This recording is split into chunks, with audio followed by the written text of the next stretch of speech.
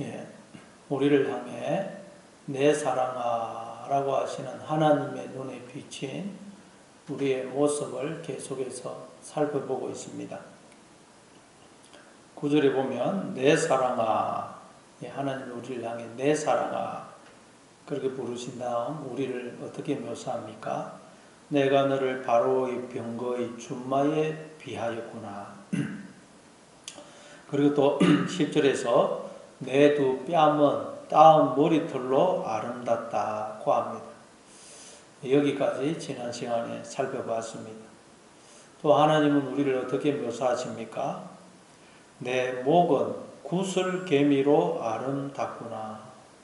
술람의 여인이 구슬로 만든 목걸이로 목을 장식하고 있었던 것 같습니다. 그래서 솔로몬 왕이 술람의 여인을 향해 구슬개미로 장식한 너의 목이 참으로 아름답구나 그렇게 말합니다. 이 말은 하나님이 우리를 향해서 이렇게 말씀하신다는 것입니다. 그럼 하나님이 우리를 향해 구슬개미로 장식한 너의 목이 참으로 아름답구나 하시는 것은 무슨 의미일까요? 목이라는 것은 두 가지 역할을 하죠. 첫째는 이 머리를 떠받치는 역할을 합니다. 우리 몸 중에서 제일 무거운 부분이 머리입니다. 그래서 사람이 공중에서 떨어지면 머리가 먼저 땅에 부딪힙니다. 그리고 이 머리는 쉬지 않고 움직입니다. 그것도 뭐 상하, 좌우, 위아래 모든 방향으로 움직입니다. 그리고 두 번째 또 목이 하는 것은 그런 머리와 몸을 연결시키는 역할을 목이 합니다. 그래서 목은 강하면서도 부드러워야 됩니다. 그래야 머리와 몸 전체가 제대로 활동을 할 수가 있습니다. 우리가 가끔 잠을 잘못 자고 일어나면 목에 담이 붙어가지고 목이 뻣뻣할 때가 있죠. 그러면 머리를 전혀 움직일 수가 없어요. 머리를 움직이지 못하면 몸도 제대로 못 움직입니다. 그러면 얼마나 불편하고 고통스러운지 알 수가 없어요. 이처럼 여러분 목이 뻣뻣해지면 머리뿐만 아니라 몸 전체가 움직이지를 못해요. 따라서 목은 머리가 마음대로 움직일 수 있도록 부드러워야 됩니다. 그래야 머리뿐만 아니라 몸 전체가 마음대로 활동을 할 수가 있습니다. 따라서 목이 부드럽다는 말은 우리의 그 사람, 옛 사람이 약해지고 무너져서 허물허물한 상태를 말합니다. 그래서 주님이 우리를 몸으로 삼아 마음대로 사실 수 있는 상태, 그게 목이 부드러운 걸 말해요. 갈라디아서 2장 20절에 보면 내가 그리스도와 함께 십자가에 못 박혔나니 그런즉 이제는 내가 산 것이 아니요 오직 내 안에 그리스도께서 사시는 것이라. 이제 내가 육체 가운데 사는 것은 나를 사랑하사 나를 위하여 자기 자신을 버리신 하나님의 아들을 믿는 믿음 안에서 사는 것이라 그러죠. 주님이 나를 몸으로 삼아 마음대로 사시게 하는 상태, 그게 여러분 목이 부드러운 상태고, 그걸 두고 바로 이 목이 구슬개미로 장식이 되어서 참으로 아름답구나 그러는 것입니다. 그래서 이 구슬개미가 히브리어로 하루전데 구멍을 뚫다라는 원래 단어에서 나온 말입니다. 그리고 이 구슬로 목걸이를 만들려고 해도 그 구슬에 구멍을 내야 되죠. 네. 마찬가지로 우리에게도 여러분 이런 구멍이 나야 된다는 거예요. 구멍. 이걸 두고 사도 바울은 예수의 흔적이라고 해요. 예수의 흔적. 갈라디아서 6장 17절에 보면 이후로는 누구든지 나를 괴롭게 하지 말라. 내가 내 몸에 예수의 흔적을 지니고 있노라. 이후로는 누구든지 나를 괴롭게 하지 말아라. 내가 내 몸에 예수의 흔적을 지니고 있다. 그래요. 사도 바울이 왜 이런 말을 합니까? 유대인들 중에 예수를 믿은 사람들이 어떤 주장을 했느냐? 이방인들도 예수만 믿어서는 안 되고 우리처럼 할례를 받아야 된다. 그래야 하나님의 백성이 될 수 있다. 그러면서 끝까지 육체의 할례를 주장을 했습니다. 왜냐하면 창세기 17장에 보면 하나님께서 아브라함과 언약을 맺으시면서 너희가 나와 언약을 맺어 내 백성이라는 표가 바로 할례다. 그러니 앞으로 남자들은 다 할례를 받아라. 그렇게 말씀을 하셨기 때문입니다. 그래서 그것 때문에 유대인 중에 예수를 믿었던 자들은 끝까지 육체의 할례를 주장했어요. 예수만 믿어서는 안 되고 할례를 받아야 하나님의 백성이 될 수가 있다고 주장을 한 것입니다. 그래서 사도 바울이 할례에 담긴 영적인 의미가 무엇인지를 설명을 하면서 이 말을 하는 것입니다. 그 할례, 진짜 할례에 담긴 의미는 예수의 흔적을 가지는 것이다. 예수의 흔적을 가지는 것이 진짜 할례다. 그러는 거예요. 로마서 2장 28절에서도 이런 말을 하죠. 무릇 표면적 유대인이 유대인이 아니요 표면적 육신의 할례가 할례가 아니니라. 오직 이면적 유대인이 유대인이며 할례는 마음에 할지니 영에 있고 율법 조문에 있지 아니한 것이라. 그 칭찬이 사람에게서가 아니요 다만 하나님에게서니라. 그러니까 사도 바울이 말하는 예수의 흔적이란 바로 마음의 할례를 말합니다. 우리는 마음의 할례를 받아야 돼요. 이게 바로 구슬 계미로 장식한 목입니다. 그럼 여러분 마음의 할례를 받는다는 말은 무슨 뜻일까요? 마음의 할례. 원래 할례라는 것은 남자 생식기의 표피를 잘라내는 것이죠. 따라서 마음의 할례라는 것은 뭐겠어요?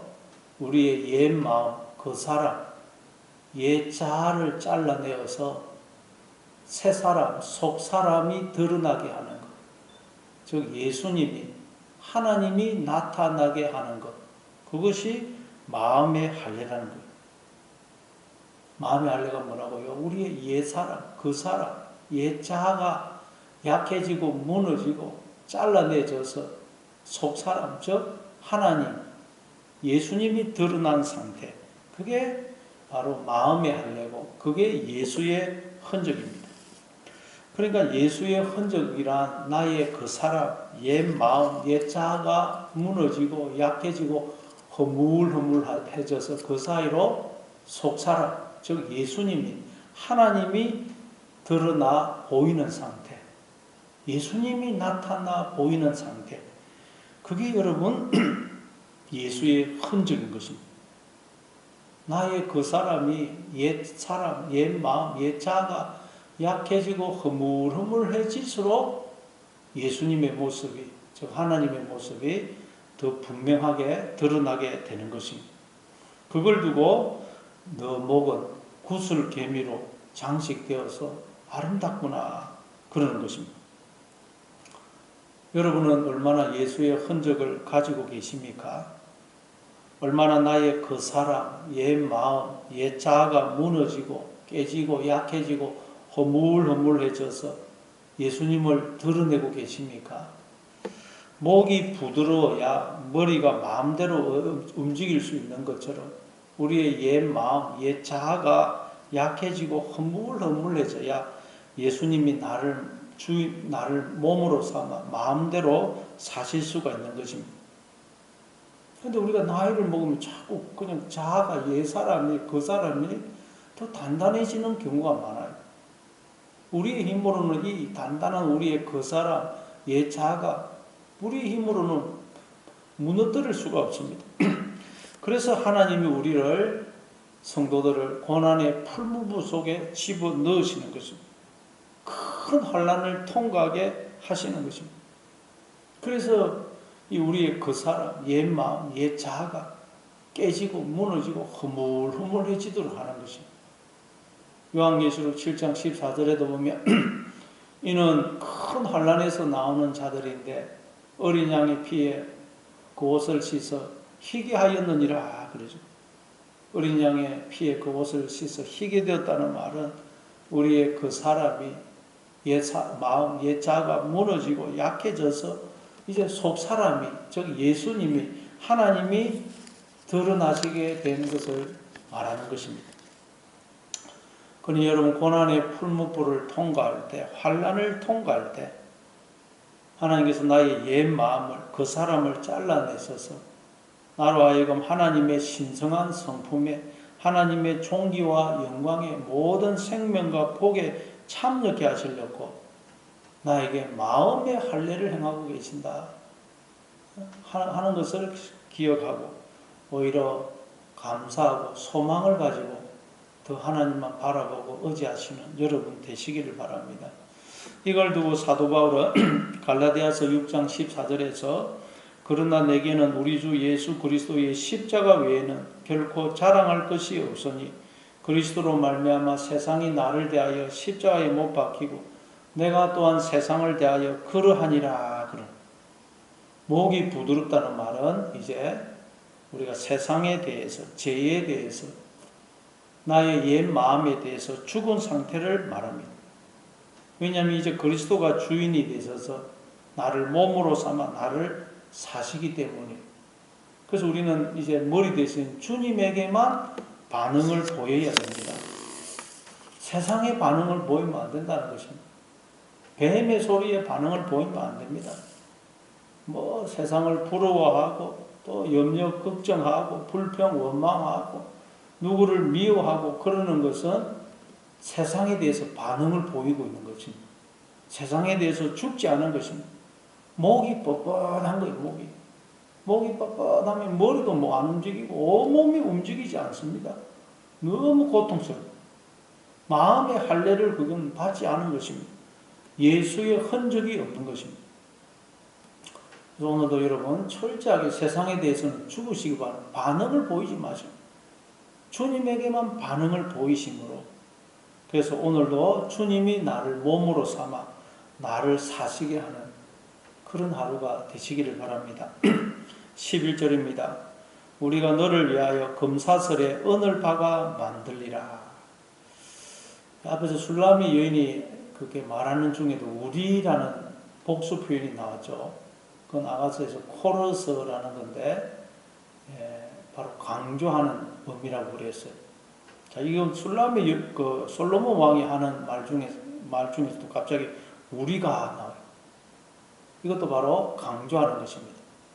그러니까 내가 반드시 그렇게 하겠다, 그런 의미예요. 그럼 하나님이 반드시 뭘 하시겠다는 것입니까? 내가 너를 위하여 금사슬에 은을 박아 만들리라. 즉 내가 은을 박아 만든 금사슬을 너에게 주겠다, 그렇습니다. 은을 박아 만든 금사슬은 또 뭘까요? 은을 박아 만든 금사슬. 성경에서 금은 우리의 믿음 또는 우리의 변화된 인격, 성품을 의미하죠. 그래서 여기서 23장 10절에 보면 오직 내가 가는 길을 그가 아시나니 그가 나를 단련하신 후에는 내가 정금같이 나오리라 그러죠. 그리고 또 베드로전서 1장 6절 7절에 보면 그러므로 너희가 이제 여러 가지 시험으로 말미암아 잠깐 근심하게 되지 않을 수 없으나 오히려 크게 기뻐하는도다. 너희 믿음의 확실함은 불로 연단하여도 없어질 금보다 더 귀하여 예수 그리스도께서 나타나실 때에 칭찬과 영광과 존귀를 얻게 할 것이니라. 하나님께서 우리를 시험하시는 이유는 우리를 금보다 귀한 믿음의 사람으로 만들어서 우리로 칭찬과 영광과 존귀를 얻게 하기 위해서 그러신다는 것입니다.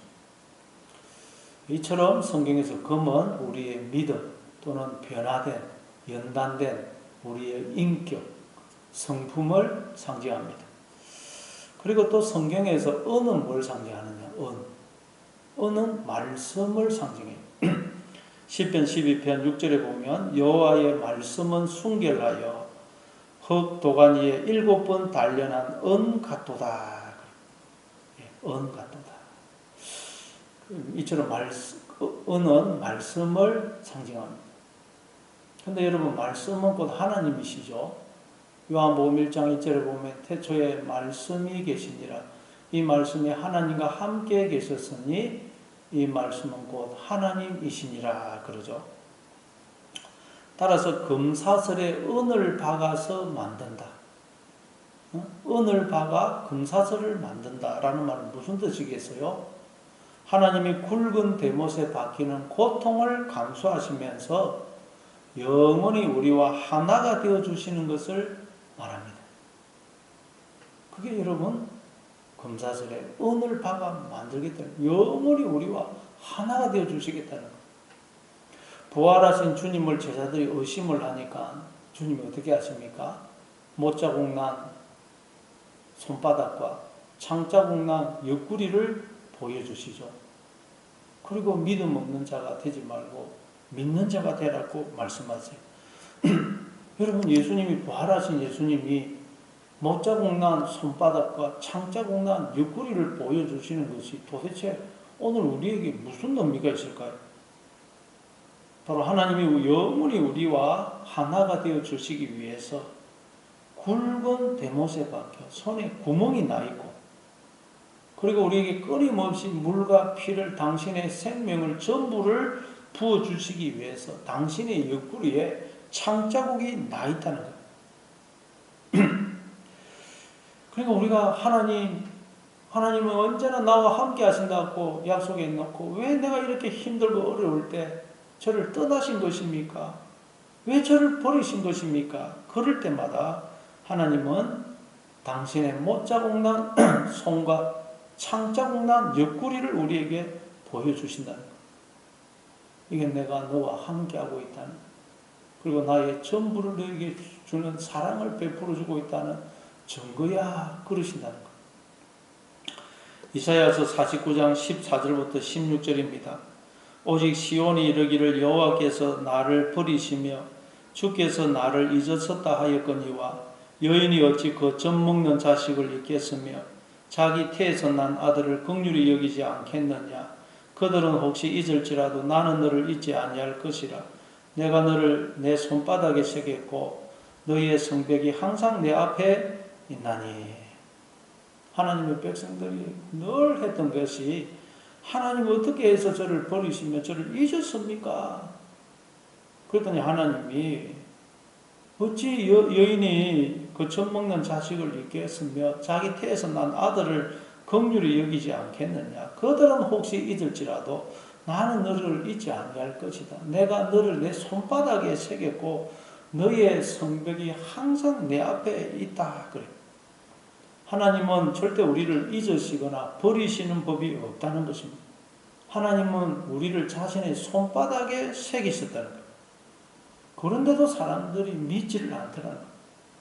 그래서 하나님이 사람이 되어서서 십자가에 못이 박혀, 그리고 옆구리에 창이 찔려 죽으셨죠. 그리고는 부활하셔서 못자국 난 손과 창자국 난 옆구리를 보여주시면서, 이게 바로 내가 너와 영원히 함께한다는, 내가 너와 영원히 하나가 되었다는 증거이고, 또 내가 너에게 나의 물과 피를, 나의 생명을 전부를 주고 있다는 증거야, 그러신다는 것입니다. 그러니까 여러분, 하나님의 손에 못자국이 나 있고 하나님의 옆구리에 창자국이 나 있다는 증거가 뭐라고요? 바로 생명으로 존재하는 우리라는, 우리가 존재하고 있다는 말은 하나님의 손에 지금 못자국이 나 있고 하나님의 옆구리에 창자국이 나 있다는 것입니다. 그런데 이제 하나님은 우리를 당신의 못자국 난 손과 창자국 난 옆구리로 삼아 하나님을 알지 못하는 자들에게 하나님의 함께 하신가, 하나님의 사랑을 증거하기를 원하신다는 것입니다. 그래서 주님이 부활하셔서 영으로 우리 안에 들어섰죠. 우리가 이제 주님의 몸입니다. 주님은 이제 우리를 통해서 하나님을 알지 못하는 자들, 하나님의 사랑을 깨닫지 못하는 자들에게 당신의 못자국 난 손과 당신의 창자국난 옆구리를 보여주시기를 원하신다는 거예요. 우리를 통해서. 우리가 하나님의 못자국난 손이고 창자국난 옆구리라는 것입니다. 그래서 우리가 아니면 세상은 하나님의 함께 하신가, 하나님의 사랑을 알 수가 없다는 것입니다. 우리가 아니면. 우리가 하나님의 못자국난 손이고 창자국난 옆구리이기 때문입니다. 우리는 하나님의 함께 하신가, 하나님의 사랑을 전하는 하나님의 못자국난 손과 창자국난 옆구리가 되어야 됩니다. 그러기 위해서는 우리에게 예수의 흔적이 있어야 됩니다. 우리의 옛 마음, 그 사람, 옛 자아가 약해지고 무너지고 깨지고 흐물흐물해져서 그 사이로 속사람이 즉 예수님이 하나님이 드러나야 되는 것입니다. 이게 우리가 너를 위하여 금사슬에 은을 박아 만들겠다. 내가 금사슬에 은을 박아서 은을 박은 금사슬을 만들어서 너에게 주겠다라는 말씀의 의미예요. 즉 이제 주님은 우리를 당신의 못자국난 손과 창자국난 옆구리로 삼아 하나님의 함께 하신가, 하나님의 사랑을 알지 못하는 자들에게 하나님의 함께 하신가, 그 사랑을 전하겠다는 거예요. 여러분, 우리가 하나님의 못자국난 손이고 하나님의 창자국난 옆구리라는 것을 여러분 기억하시기 바랍니다. 그러니 오늘도 주님의 못자국난 손이 되어드리고 창자국난 옆구리가 되어드리기를 바랍니다. 사람들이 물을 때마다 하나님은 우리를 내미기를 원해요. 우리를 당신의 못자국난 손으로 창자국난 옆구리로 내밀기를 원하십니다. 그러니 여러분 주님의 못자국난 손이 되어서 절망과 낙심에 사로잡힌 자를 위로하고 어루만져주고 주님의 창자국난 옆구리가 되어서 누구든지 그를 불쌍히 여기고 품어주고 기도해 줌으로써 하나님의 함께 하신가, 하나님의 사랑을 증언함으로써 하나님 나라가 임하는, 하나님 나라를 살아가시는, 하나님과 함께 동행하는 삶을 살아가시는 그런 하루가 되시기를 바랍니다.